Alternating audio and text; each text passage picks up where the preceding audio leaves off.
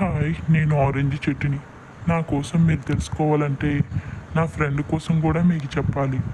ముందుగా నా ఫ్రెండ్ కోసం చెప్పాలంటే స్టోరీ మా కథ వినాలి మీరు. ఓకే,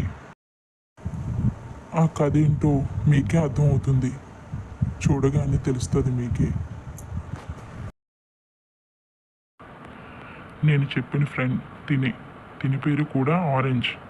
అయితే మా కష్టాలు దేవుడు ఒక్కసారైనా చూస్తాడని ఆశ. ఊరిలో మంచినీరు లేక ఇద్దరిమి పండ్లు కాయక ఎవరైనా వచ్చి మమ్మల్ని నరికేస్తారనే భయంతో ఎప్పుడు ఉండేవాళ్ళమే. కానీ ఒకరోజు రానే వచ్చింది వర్షం. అప్పుడు మాకు అంత ఆనందం కాదు, మాటల్లో చెప్పలేనంత ఆనందం ఉన్నాం.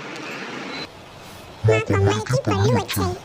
నీరు లేనిది ఏ చెట్టు బతకవు అని తెలుసుకొని నీరు పోయింది ఫ్రెండ్స్. Thank you for